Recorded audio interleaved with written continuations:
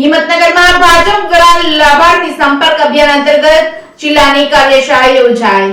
વડાપ્રધાન નરેન્દ્ર મોદીના નેતૃત્વમાં 10 વર્ષમાં કેન્દ્ર સરકારે લાભાર્થીઓનું જીવન ધોરણ ઊંચું લાવવા માટે અનેક યોજનાઓ અમલમાં લાવ્યા છે। તેનાથી આપણો દેશ સમૃદ્ધ ભારત તરફ જઈ રહ્યો છે। ત્યારે આજે હિંમતનગર શહેરમાં સાબરકાંઠા લોકસભા સીટના હોદ્દેદારોની બેઠક યોજાઈ હતી, જેનો મુખ્ય ઉદ્દેશ લાભાર્થી સંપર્ક અભિયાન અંતર્ગત જિલ્લાની કાર્યશાળા યોજાઈ, જેના માર્ગદર્શન આપતા પૂર્વ જિલ્લા સંગઠનના પ્રભારી અને પ્રદેશમાંથી આવેલા રેખાબેન ચૌધરીએ જણાવ્યું હતું કે વડાપ્રધાન નરેન્દ્ર મોદીની નેમ છે બધાનો સર્વાંગી વિકાસ થાય તો ભારત સમૃદ્ધ થાય।